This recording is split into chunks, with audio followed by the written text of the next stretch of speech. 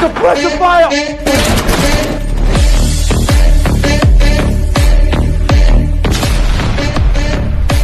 Welcome to முப்படை defence academy. நம்ம இன்னைக்கு என்ன பார்க்க போறோம் பாத்தீங்கன்னா, ஆர்மி சயின்ஸ் சீரிஸ் போயிட்டு இருக்கு இல்லையா. ஆர்மி அக்னிபாத்காக வீட்டுல இருந்து படிக்கக்கூடிய மாணவர்களுக்கு சயின்ஸ் கொஸ்டின்ஸ் போயிட்டு இருக்கு. ஸோ சயின்ஸ்ல ஒரு 15 கொஸ்டின்ஸ் இது நீங்க பாருங்க. இந்த மாதிரியான கொஸ்டின்ஸ் தான் உங்களோட ஆர்மி கொஸ்டின் பேப்பர்ல இருக்கும். ஸோ அதை பேஸ் பண்ணி தான் இந்த கொஸ்டின்ஸ் கொடுத்துருக்கு. ஸோ போலாங்களா, வீடியோக்குள்ள போலாம். ஃபர்ஸ்ட் கொஸ்டின் பாருங்க. Newton is the SI unit of. Newton என்பது எதனுடைய எஸ்ஐ அலகு அப்படின்னு கேக்குறாங்க. சரிங்களா, எஸ்ஐ அலகு அப்படின்னா என்னன்னு பாத்தீங்கன்னா, சிஸ்டம் ஆஃப் இன்டர்நேஷனல் யூனிட்ஸ் அப்படின்னு சொல்லுவாங்க. இன்டர்நேஷனல் சிஸ்டம் ஃபார் யூனிட்ஸ் அப்படின்னு சொல்லுவாங்க. சோ இது என்ன அப்படின்னு பாத்தீங்கன்னா, பன்னாட்டு அலகுமுறை அப்படின்னு சொல்லுவாங்க. பன்னாட்டு அலகுமுறை எல்லா நாட்டு மக்களாலும் ஏற்றுக்கொள்ளக்கூடிய ஒரு வகையான அலகுமுறை அப்படின்னு சொல்லலாம். அதுக்கு முன்னால என்னென்ன அலகுகள் பயன்படுத்திட்டு இருந்தாங்க பாத்தீங்கன்னா, சிஜிஎஸ், எஃப்இஎஸ், அதுக்கப்புறம் எம்கேஎஸ் அப்படின்னு சொல்லி 3 விதமான அலகுமுறைகள் பயன்படுத்தினாங்க. இதுல என்னன்னு பாத்தீங்கன்னா, எம்கேஎஸ் அப்படின்னு சொல்லக்கூடிய அலகுமுறையை தான் நம்ம வந்து பயன்படுத்துறோம். எம்கேஎஸ் அப்படின்றது என்னன்னு பாத்தீங்கன்னா, அதாவது நிறையை வந்து ஃபர்ஸ்ட் வந்து மீட்டர், கிலோகிராம், அடுத்ததா செகண்ட் அப்படின்னு சொல்லுவோம். சரிங்களா, இது என்னன்னு பாத்தீங்கன்னா, நிறைய அளக்கிறதுக்கு, நீளத்தை அளக்கிறதுக்கு மீட்டர்ன்ற அலகையும், நிறைய அளக்கிறதுக்கு கிலோகிராம் அப்படின்ற அலகையும், காலத்தை அளக்கிறதுக்கு வினாடி அப்படின்ற அலகையும் இப்போ நம்ம பன்னாட்டு அலகு முறைகள்ல பயன்படுத்துறோம். சரிங்களா, அப்ப நீளம் அப்படின்னா இதோட துணை அலகுகள், பன்மடங்கு அலகுகள்லாம் இருக்கும். அதே மாதிரி நீளமா ஆக்கணும்னா, ரொம்ப நீளத்தை அளக்கணும்னா எப்படி பயன்படுத்துவோம், நீளத்துல மீட்டர் அப்படின்றத சென்டிமீட்டர், மில்லிமீட்டர் அந்த மாதிரி பயன்படுத்தும். அதே மாதிரி கிலோகிராம்ல கிராம், அந்த மாதிரி அலகுகளே பன்மடங்கு அலகுகள் அப்படின்னு சொல்லி பயன்படுத்துவோம். செகண்ட் இருக்குங்களா. சோ இந்த அலகு முறையை நம்ம பயன்படுத்துறோம். அதுக்கு முன்னெல்லாம் இதெல்லாம் பயன்படுத்திட்டு இருந்தாங்க முன்னோர்கள். இப்ப ஃபூட் அப்படின்றது என்னன்னா, எஃப்இஎஸ் சிஸ்டம் இருக்கு இல்லைங்களா, இதுல ஃபூட் அப்படின்றது என்னன்னு பாத்தீங்கன்னா, அடி அலகுமுறை. அதாவது அடி அலகுமுறை என்னன்னா, ஒருத்தர் கை கால் அடி வைப்பாங்க இல்லையா, 1 அடி 2 அடி சொல்லுவாங்க. அப்போ கையோட நீளம் அதை பொறுத்து வந்து அடி அளவு மாறும் இல்லையா. அப்ப இந்த அலகு முறைகள்லாம் ஏற்றுக்கொள்ளல. இப்ப பன்னாட்டு அலகு முறையால் ஏற்றுக்கொள்ளக்கூடிய மெத்தட் என்னன்னு பாத்தீங்கன்னா, எம்கேஎஸ் சிஸ்டம் தான். இதுல வந்து எடை மற்றும் விசையோட அலகு தான் நியூட்டன் அப்படின்னு சொல்லுவோம். சரிங்களா, எடையின் அலகு என்னன்னு பாத்தீங்கன்னா நியூட்டன் தான். அதே மாதிரி விசையோட அலகும் நியூட்டன் தான். ரெண்டுத்துக்குமே ஒரே யூனிட் தான். அதனாலதான் 2 யூனிட்ஸ் கொடுத்துருக்காங்க. சோ இங்க எடை கொடுத்துருக்காங்க, ஆனா திசை வேகம் கொடுத்துருக்காங்க. திசை வேகத்தோட அலகு நியூட்டன் கிடையாது. திசை வேகத்தோட அலகு என்னன்னு பாத்தீங்கன்னா, மீட்டர் பர் செகண்ட் அப்படின்னு சொல்லுவாங்க. அதாவது மீட்டர் பர் வினாடின்னு சொல்லுவோம். அதே மாதிரி நிறையோட அலகு என்னன்னு பாத்தீங்கன்னா கிலோகிராம். அதுக்கப்புறம் எடை மற்றும் முடுக்கம் கொடுத்துருக்காங்க இல்லையா, முடுக்கம் வந்து கிலோகிராம் பர் செகண்ட் ஸ்கொயர் அப்படின்னு சொல்லுவாங்க. இதெல்லாம் தான் அதோட எஸ்ஐ யூனிட்ஸ். எஸ்ஐ யூனிட்ஸ்ல இருந்து எப்பவுமே ஒரு கொஸ்டின் கம்பல்சரி கேட்பாங்க. சோ எல்லா எஸ்ஐ யூனிட்ஸையும் கொஞ்சம் நல்லா படிச்சிருங்க. அடுத்த கொஸ்டின் பாருங்க. What does a hygrometer measure? Hygrometer ஈரப்பதமானி எதை அளவிட பயன்படுகிறதுன்னு கேட்டிருக்காங்க. ஹைக்ரோமீட்டர் அப்படின்னாவே இங்கிலீஷ்ல படிச்சீங்கன்னா புதுசா இருக்கும். ஆனா தமிழ்ல பாருங்க, ஈரப்பதமானி அப்படின்றதே பாத்தீங்கன்னாவே தெரிஞ்சிடலாம். ஈரப்பதத்தை அளவிடக்கூடியது ஹியூமிடிட்டி அப்படின்னு சொல்லுவோம். என்னன்னா, மண்ணோட ஈரப்பதம் எப்படி இருக்கு அதை பார்த்து எந்த மாதிரியான பயிர்கள்லாம் விளைவிக்கலாம் அப்படின்றத அளவிடக்கூடிய ஒரு கருவி. ஈரப்பதத்தை அளவிடக்கூடிய ஒரு கருவிதான். இந்த மாதிரி வெப்பநிலை அளவிடக்கூடியது தெர்மோமீட்டர் சொல்லுவோம் இல்லையா. வளிமண்டல அழுத்தத்தை அளவிடக்கூடிய கருவி வந்து பாரோமீட்டர் அப்படின்னு சொல்லுவோம். இந்த மாதிரியான கொஸ்டின்ஸ் ஒரு கொஸ்டின்ஸ் எப்பவுமே கேக்குறாங்க. சோ இந்த மாதிரியான மீட்டர் அளவைகள் பயன்படுத்தக்கூடிய இந்த மீட்டர்கள் எல்லாம் கொஞ்சம் படிங்க. சரியா, ஓகே. அடுத்த கொஸ்டின் பாருங்க. அடுத்து பாருங்க. when a body moving about its own axis, ஒரு அச்சினை மையமாக கொண்ட பொருளின் இயக்கம். ஏதோ ஒரு அச்சை மையமா வச்சு பொருள் வந்து சுத்துச்சுன்னா அதோட இயக்கத்தை என்ன அப்படின்னு சொல்லுவோம் அப்படின்னு பாத்தீங்கன்னா, தற்சுழற்சி இயக்கம், ரொட்டேட்டரி மோஷன் அப்படின்னு சொல்லுவோம். ரொட்டேட்டரி மோஷன், தற்சுழற்சி இயக்கம் அப்படின்னு சொல்லுவோம். பம்பரை பார்த்திருப்பீங்க இல்லையா. பம்பரை என்ன பண்ணா, அதுல ஒரு அச்சு இருக்கும். அந்த அச்சை வச்சு என்ன பண்ணும், சுத்திக்கிட்டே இருக்கும். அது வந்து தற்சுழற்சி இயக்கம், தன்னைத்தானே சுத்திக்குது இல்லையா, தற்சுழற்சி இயக்கம் சொல்லுவோம். ஒரு அச்சினை மையமாக கொண்ட இயக்கம். அதே நேர்கோட்டு இயக்கத்துக்கு எக்ஸாம்பிளா எதை சொல்லலாம் அப்படின்னு பாத்தீங்கன்னா, நம்ம நேர்கோட்டுல நடந்து போறோம்னா அது நேர்கோட்டு இயக்கம் தான். ரோட்ல நேரா ஒரு சைக்கிள், ஒரு பேருந்து போதுன்னா அதுவும் நேர்கோட்டு இயக்கத்துக்கு எக்ஸாம்பிளா சொல்லலாம். அதே மாதிரி வட்ட இயக்கம், வட்ட இயக்கம் எப்படி சொல்லலாம்னா, வட்ட பாதையில் செல்லக்கூடிய பொருட்களின் இயக்கம் வட்ட இயக்கம் சொல்லலாம். அலைவு இயக்கத்துக்கு எக்ஸாம்பிளா என்ன சொல்லலாம்னு பாத்தீங்கன்னா, ஊஞ்சல் ஆடுறோம் இல்லையா, முன்னும் பின்னும் போயிட்டு வரும் இல்லையா, ஒரு புள்ளிய மையமா வச்சு முன்னும் பின்னுமாக ஏற்படக்கூடிய இயக்கம் தான் அலைவு இயக்கம் சொல்லுவோம். சோ இது எல்லாமும் கொஞ்சம் படிங்க, கண்டிப்பா கொஸ்டின்ஸ் இருக்கும். இது மாதிரியான கொஸ்டின்ஸ் தான்.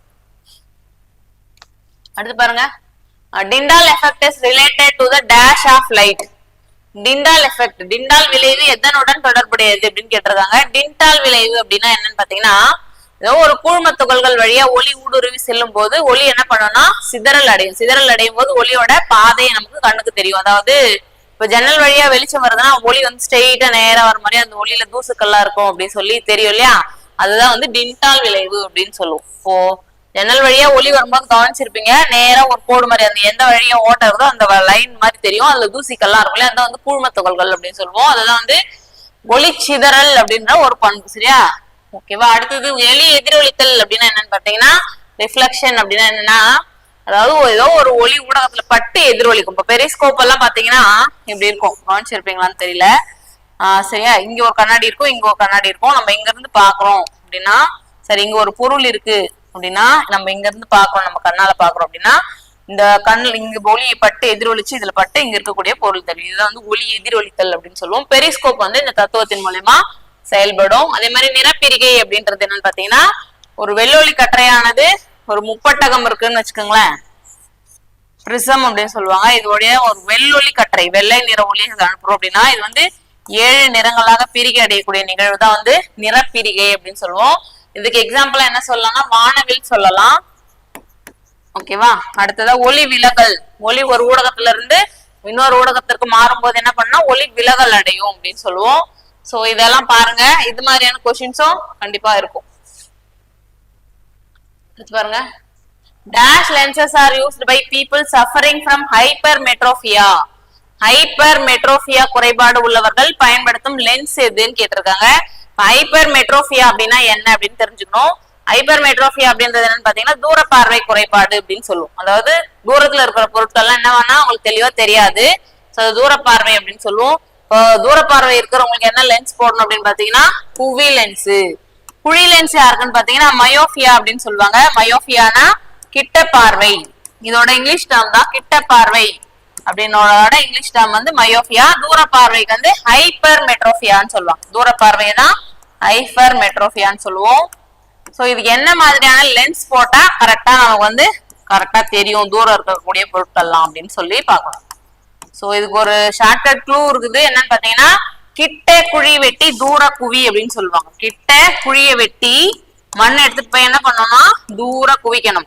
சரியா, அப்படின்னா இப்படி எப்படி ஞாபகம் வச்சுக்கலாம்னு பாத்தீங்கன்னா கிட்ட குழி, குழி கிட்ட பார்வை வந்துச்சுன்னா குழி லென்ஸ் போடணும், அப்ப தூர பார்வை வந்துச்சுன்னா குவி லென்ஸ் போடணும் அப்படின்னு ஞாபகம் வச்சுக்கலாம். அப்ப கிட்ட குழி வெட்டி தூர குவி ஞாபகம் வச்சுக்கிட்டீங்கன்னா இந்த லென்ஸ் வந்து எப்பவுமே மறக்காது. இந்த கொஸ்டின்ஸ் எப்ப ரிப்பீட்டடா கேட்டுட்டே இருக்காங்க.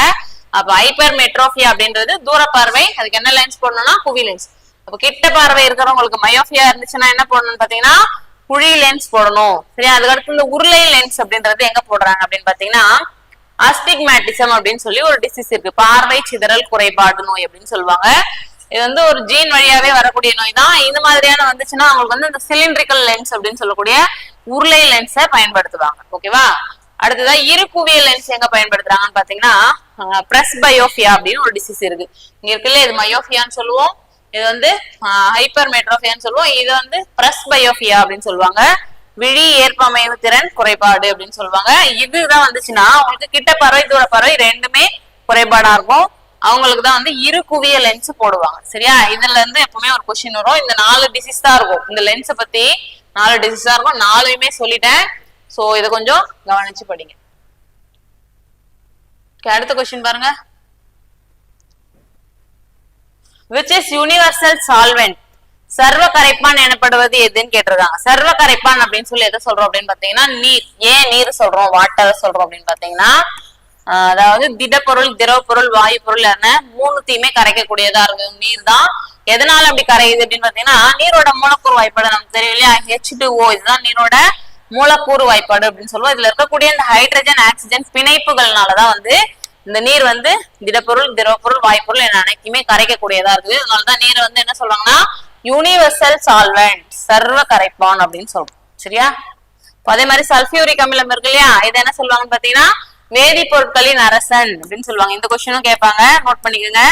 H2SO4 அப்படின்னு சொல்லுவோம். தமிழ்ல வந்து கந்தக அமிலம், இங்கிலீஷ்ல சல்பியூரிக் அமிலம் சொல்லுவோம். இது என்ன சொல்லுவாங்கன்னா வேதிப்பொருட்களின் அரசன் அப்படின்னு சொல்லுவோம்.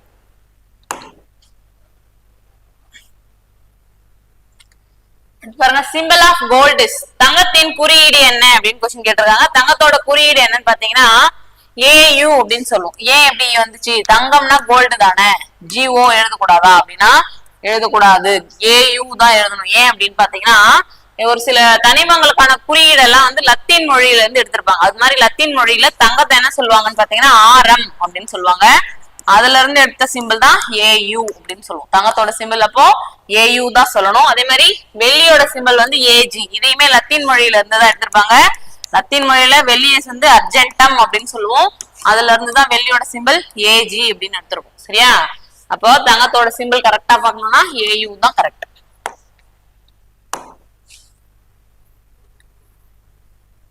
பாருங்க, which gas is used to fill in the balloons?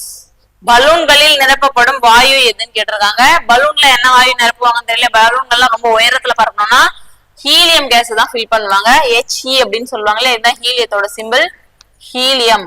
இதோட சிம்பிள் என்னன்னு பாத்தீங்கன்னா HE. ஓகேவா? இதுதான் வந்து பலூன்கள் நிரப்புவாங்க.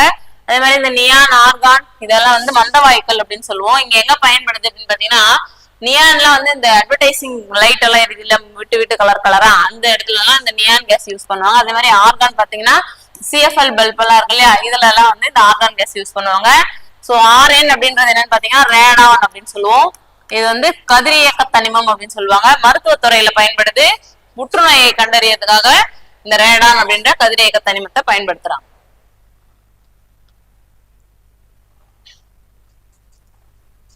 அடுத்த क्वेश्चन பாருங்க, what is the composition of brass? பித்தளையில் உள்ள உலோகங்கள் எவை? தனிமங்கள் இருக்கு இல்லையா, தனிமங்கள்ல இருக்கக்கூடிய இந்த உலோகங்கள் அப்படின்றதுன்னு பாத்தீங்கன்னா இந்த பித்தளைன்றது தனியான ஒரு தனிமம் கிடையாது. தனிமம் அப்படின்னா இப்போ ஹைட்ரஜன் இருக்கு, ஆக்சிஜன் இருக்கு, ஹீலியம் இருக்கு, நியான் இருக்கு அப்படின்னா இது எல்லாமே தனித்தனியான ஒரு வகையான தனிமங்கள், ஒரே வகையான அணுக்களால் ஆனது. ஆனா இந்த பித்தளை அப்படின்றது வந்து ஒரே வகையான அணுக்கள் கிடையாது. ரெண்டு உலோகங்களோட கலவையை சேர்த்து உருவாக்குவாங்க. அதாவது உலோக கலவை அப்படின்னு சொல்லுவோம், அலாய் அப்படின்னு சொல்லுவாங்க இல்லையா. உலோக கலவைகளை சேர்த்து உருவாக்குனது. அப்ப என்னென்ன உலோகங்கள்லாம் கலந்துருக்கும் பித்தளையில அப்படின்னு பாத்தீங்கன்னா இந்த காப்பரும் ஜிங்கும். சரிங்களா? காப்பர் ஜிங்க் ரெண்டு கலவையும் சேர்த்து உருவாக்கப்பட்ட உலோகம் தான் பித்தளை அப்படின்னு சொல்லுவோம். அதே மாதிரி காப்பரும் ஸ்டேனமும் சேர்த்து உருவாக்கப்பட்ட கலவைக்கு என்னன்னு பாத்தீங்கன்னா வெண்கலம் அப்படின்னு சொல்லுவாங்க. SN அப்படின்றது ஸ்டேனம் அப்படின்னு சொல்லுவோம். இது எல்லாமே லத்தீன் மொழியில இருந்து எடுத்த வார்த்தைகள் தான். அதே மாதிரி காப்பரும் குப்ரம் அப்படின்னு சொல்லுவோம் லத்தீன் மொழியில. அதுல இருந்துதான் CU அப்படின்னு சிம்பிள் எடுத்திருப்பாங்க காப்பருக்கு. ஸ்டேனம்ல இருந்தா SN அப்படின்ற சிம்பிள் எடுத்திருப்பாங்க. சோ இதெல்லாம் கொஞ்சம் தெரிஞ்சுக்கோங்க. இந்த சிம்பிள் எல்லாம் பேசிக்கா கொஞ்சம் தெரிஞ்சுக்கிட்டீங்கன்னா இந்த மாதிரி கொஸ்டின்ஸ் வரும்போது உங்களுக்கு ஈஸியா இருக்கும். அப்போ காப்பரும் இந்த ஸ்டேனம் அப்படின்னு சொல்லக்கூடிய வெள்ளியமும் சேர்ந்த கலவை என்னன்னு சொல்லுவோம்னா வெண்கலம் அப்படின்னு சொல்லுவோம். வெண்கலம் சொல்லுவாங்களே அந்த உலகத்தோட கலவை தான் இது. பித்தளைன்னு பாத்தீங்கன்னா காப்பரும் துத்தநாகம் ஜிங்க் அப்படின்னு சொல்லுவோம். ஜிங்க் அப்படின்னா என்னன்னா துத்தநாகம் சொல்லுவோம் தமிழ்ல. துத்தநாகம். காப்பர்ன்றது செம்பு. செம்பும் துத்தநாகமும் கலந்த கலவை தான் பித்தளை.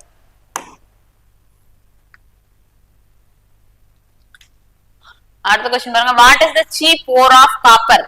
தாமிரத்தின் முக்கிய தாது எது? அதாவது முக்கிய தாது எது அப்படின்னு கேக்குறாங்க. அதாவது தாதுக்கள்னா என்னன்னா அதாவது பூமியில இயற்கையா கிடைக்கக்கூடியதுதான். அதுல இருந்து ஒரு சில தனிமங்கள் நம்ம தனித்தனியா பிரிச்சு எடுப்போம். அந்த மாதிரி எந்த தனிமத்துல இருந்து அதிகமானதை பிரிச்சு எடுக்கிறோமோ அதுதான் அதோட தாது அப்படின்னு சொல்லுவோம். இப்ப அப்படி பாத்தீங்கன்னா தாமிரம் எதுல இருந்து அதிகமா நமக்கு கிடைக்குதுன்னு பாத்தீங்கன்னா காப்பர் பைரேட் அப்படின்னு சொல்லக்கூடிய ஒரு வகையான தாதுல இருந்துதான் நமக்கு தாமிரம் அப்படின்ற தனிமம் கிடைக்குது. சோ அதே மாதிரி பாக்சைட் அப்படின்றது என்னன்னு பாத்தீங்கன்னா அலுமினியத்தோட தாது. அலுமினிய பாத்திரங்கள் நம்ம வீட்டுல யூஸ் பண்றோம் இல்லையா, இந்த அலுமினியம் எதுல இருந்து கிடைக்குது பாத்தீங்கன்னா பாக்சைட் அப்படின்னு சொல்லக்கூடிய ஒரு தாதுல இருந்து தான் கிடைக்குது. அதுல இருந்து பிரிச்சு எடுக்கிறாங்க. ஓகேவா? அதே மாதிரி ஹேமடைட் அப்படின்றது இரும்புவோட தாது. இரும்பு இருக்கு இல்லையா, இரும்பு யூஸ் பண்றோம். அது எதுல இருந்து கிடைக்குதுன்னா ஹேமடைட்ல இருந்து கிடைக்குது. மேக்னடைட் அப்படின்றது என்னன்னு பாத்தீங்கன்னா ஒரு வகையான இயற்கை காந்தம் அப்படின்னு சொல்லுவாங்க. இயற்கையாவே பூமியில கிடைக்கக்கூடிய இயற்கை காந்தம், அதுதான் மேக்னடைட் சொல்லுவோம். இதுல அதிகப்படியான இரும்பும் இருக்கு. சரியா? ஹேமடைட்ல இருந்து அதிகப்படியான இரும்பு எடுக்கிறாங்க. அதே மாதிரி மேக்னடைட்லயும் இரும்போட தனிமம் அப்படின்னு சொல்லுவாங்க. ஏன்னா இரும்பு அதிகமா கிடைக்கும். ஆனா இது இயற்கையிலேயே எப்படி செயல்படும் பாத்தீங்கன்னா இயற்கையிலேயே ஒரு காந்தமாக செயல்படக்கூடியது.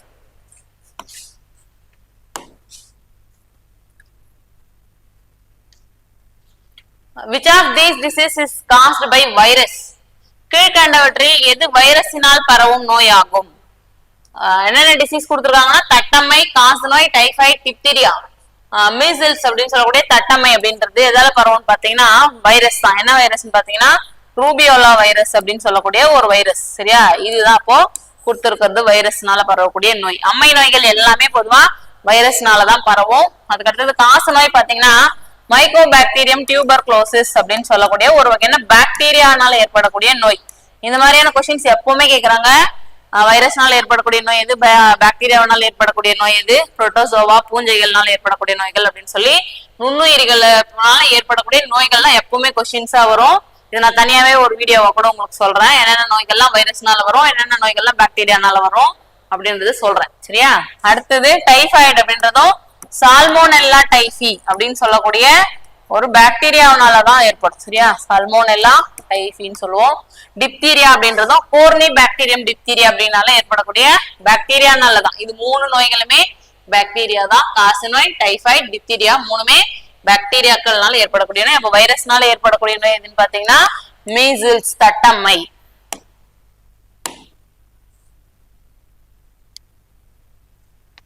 Arthritis is a disease that affects.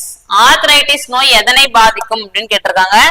Arthritis அப்படின்னா என்ன அப்படின்னு பாத்தீங்கன்னா நம்மளோட மூட்டுக்கள் இருக்கு இல்லையா, மூட்டுக்கள்ல அதிகப்படியான வலி இருக்கும். அததான் வந்து ஆர்த்ரைட்டிஸ் அப்படின்னு சொல்லுவோம். அந்த வலி ஏன் ஏற்படுது அப்படின்னு பாத்தீங்கன்னா மூட்டுக்கள்ல ஒரு சில குருத்தெலும்புகள்லாம் இருக்கும். அதோட உராய்வினாலேயோ இல்லைன்னா அந்த சினோவியல் திரவம்னு ஒண்ணு இருக்கு, அந்த திரவத்தோட குறைபாட்டினாலேயோ ஏற்படக்கூடிய ஒரு நோய் தான் மூட்டு சம்பந்தமான ஒரு நோய் தான் ஆர்த்ரைட்டிஸ் அப்படின்னு சொல்லுவோம். இது கீழ்வாதம், மூட்டுவாதம், முடக்குவாதம் அப்படின்லாம் சொல்லுவாங்க. அதுதான் ஆர்த்ரைட்டிஸ் அப்படின்னு சொல்லுவாங்க. அது எதை பாதிக்கும்னா மூட்டுக்கள்ல தான் பாதிக்கும்.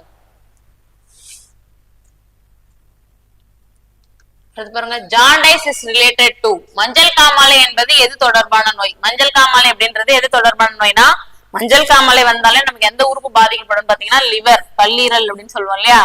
இதுதான் இங்க இருக்கக்கூடிய ரத்த சிவப்பணுக்கள் உருவாக்கக்கூடிய இடமா இருக்கும். இது என்ன பண்ணா இந்த உறுப்பு பாதிக்கும் போது ரத்த சிவப்பு செல் எல்லாம் கொஞ்சம் கொஞ்சமா அழிஞ்சிடும். அப்படி அழியும் போது என்ன பண்ணா இந்த கண்கள் அப்புறம் சிறுநீர் கைகள்லாம் வந்து மஞ்சள் நிறத்துல வெளுத்துட்ட மாதிரி ஆயிடும். அதனாலதான் வந்து அந்த மஞ்சள் காமாலை அப்படின்னு சொல்லுவாங்க. ஏன்னா ரத்த செல்கள்லாம் கொஞ்சம் கொஞ்சமா அழிஞ்சிட்டே வரும், அந்த நேரத்துல மஞ்சள் கலரா மாறும். சரியா? இது வந்து மஞ்சள் காமாலைன்னு சொல்றோமோ. அதே மாதிரி ஹெப்படைட்டிஸ் அப்படின்னு சொல்லுவாங்க. ஹெப்படைட்டிஸ் இதுலயே ABCDE அப்படின்னு சொல்லி ஒரு 5 வகையான வைரஸ்கள் இருக்குது. இது எல்லாமே வைரஸ்னால ஏற்படக்கூடிய நோய் தான் மஞ்சள் காமாலை அப்படின்றது. ஹெப்படைட்டிஸ் வைரஸ் அப்படின்னு சொல்லுவோம். சரியா? அதே மாதிரி இந்த நோய் வந்துச்சுன்னா மஞ்சள் நிறத்துல கண்கள்லாம் தோன்றும், சிறுநீர் மஞ்சள் நிறமா மாறும் அப்படின்னு சொல்லி படிச்சிருப்பீங்க. வேற என்ன இருக்குது பாத்தீங்கன்னா இதுல அனோரெக்சியா அப்படின்னு ஒரு டிசீஸ் சொல்லுவாங்க. அப்படின்னா என்னன்னு பாத்தீங்கன்னா பசியே எடுக்காது. அனோரெக்சியா அப்படின்னு ஒரு நிலை ஏற்படும். மஞ்சள் காமாலை வந்துச்சுன்னா பசியின்மை அப்படின்ற ஒரு நிலை ஏற்படும். அதுக்கு பேர் என்ன சொல்லுவாங்கன்னா அனோரெக்சியா அப்படின்னு சொல்லுவாங்க. ஓகேவா? ஓகே, அவ்வளவுதான். அடுத்த கொஸ்டின் தான். The greenhouse effect is mainly due to the increase into atmosphere. பசுமை இல்ல விளைவினால் வளிமண்டலத்தில் எந்த வாயு அதிகரிக்கிறதுன்னு கேட்டிருக்காங்க. பசுமை இல்ல விளைவு அப்படின்னா என்னன்னு பாத்தீங்கன்னா அதாவது பூமியோட வெப்பம் வந்து அதிகரிக்கிறது. இது எந்த வாயுனால ஏற்படும் அப்படின்னு பாத்தீங்கன்னா இந்த கார்பன் டை ஆக்சைடு அப்படின்னு சொல்லக்கூடிய இந்த வாயுனாலதான். இது மட்டும் இல்லாம இன்னும் மீத்தேன் அப்படின்னு சொல்றோம் இல்லையா, மீத்தேன், அப்புறம் நைட்ரஸ் ஆக்சைடு, அதுக்கப்புறம் நீராவி, இது எல்லாமே வந்து பசுமை இல்ல வாயுக்களுக்கு உதாரணமா சொல்லலாம். இது என்ன பண்ணுது அப்படின்னு பாத்தீங்கன்னா இப்ப நம்ம சாதாரணமா இந்த நிலக்கரி எல்லாம் எரிக்கிறோம், அதே மாதிரி பிளாஸ்டிக் பொருட்கள் எல்லாம் எரிக்கிறோம். அதுல இருந்து வெளியாகக்கூடிய இந்த கார்பன் டை ஆக்சைடு வாயு என்ன பண்ணுனா சூரியன் கிட்ட இருந்து வரக்கூடிய அந்த வெப்பத்தை வந்து அப்படியே தக்க வச்சுக்கும். பூமியில இருந்து வெளிமண்டலத்துக்கு வெளியே அனுப்பாம அப்படியே தக்க வச்சுக்கும். அதனாலதான் பூமி வந்து வெப்பமயமாதல் அப்படின்னு நடைபெறுது. அதுதான் வந்து பசுமை இல்ல விளைவு அப்படின்னு சொல்லுவோம். சரியா? அதே மாதிரி இந்த கார்பன் டை ஆக்சைடு கேஸ் தான் முக்கியமான காரணமா இருக்கும். அது போக இந்த மீத்தேன் அப்படின்னு சொல்றோம் இல்லையா, மீத்தேன் அப்படின்றது ஒரு சதுப்பு நில வாயு அப்படின்னு சொல்லுவோம். இது உயிரிகளோட இந்த சாணங்கள்லாம் இருக்கு இல்லையா, உயிரினங்கள் வெளியேற்றக்கூடிய கழிவுகள், அதுல இருந்து வெளியேறக்கூடிய வாயு. இதுவுமே என்ன பண்ணுனா பூமியிலே வெப்பத்தை தக்க வச்சுக்கும். அதனாலதான் இதெல்லாம் பசுமை இல்ல வாயுக்கள் அப்படின்னு சொல்றோம். சரி? அந்த மாதிரி O3 அப்படின்றது என்னன்னு பாத்தீங்கன்னா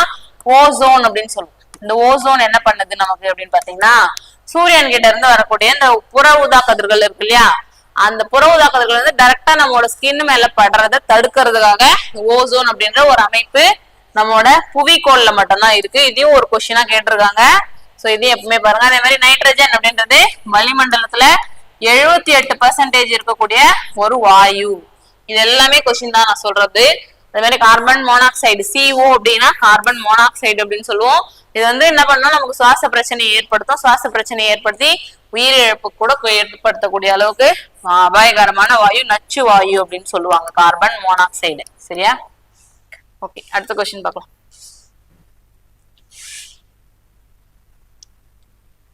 The quantity of blood in human body is ஒரு நபரின் உடல் எடையில் ரத்தம் டேஷ் அளவு உள்ளது. ஒரு நபரோட உடல் எடையில எவ்வளவு பர்சன்டேஜ் ரத்தம் இருக்கும் அப்படின்னு பாத்தீங்கன்னா 7% அளவுக்கு ரத்தம் இருக்குமா. சரி, அந்த 7% அப்படின்றது வயசு, அதுக்கப்புறம் பாலினம், அதுக்கப்புறம் உங்களோட வாழ்க்கை முறை, உணவு முறை, இது எல்லாமும் பொறுத்து கொஞ்சம் கொஞ்சம் மாறலாம். ஆனா கான்ஸ்டன்டா நம்ம சொல்லணும்னா அந்த 7% அப்படின்னு சொல்லலாம். ஒருத்தரோட உடல் எடையில 7% அளவுக்கு ரத்தம் இருக்கும். லிட்டர்ல சொல்லணும்னா 4.5 லிட்டர்ல இருந்து 5.5 லிட்டர் வரைக்கும் இருக்கும். அதே மாதிரி குழந்தைங்களா இருந்தா கொஞ்சம் குறைவா இருக்கும். வயதானவர்கள், அதே மாதிரி மலையில வசிக்கிறவங்களுக்கு எல்லாமும் இந்த ரத்தத்தோட அளவு வந்து மாறுபடும். சரியா, பர்சன்டேஜ்ல கேட்கும்போது 7% அப்படின்னு சொல்லணும்.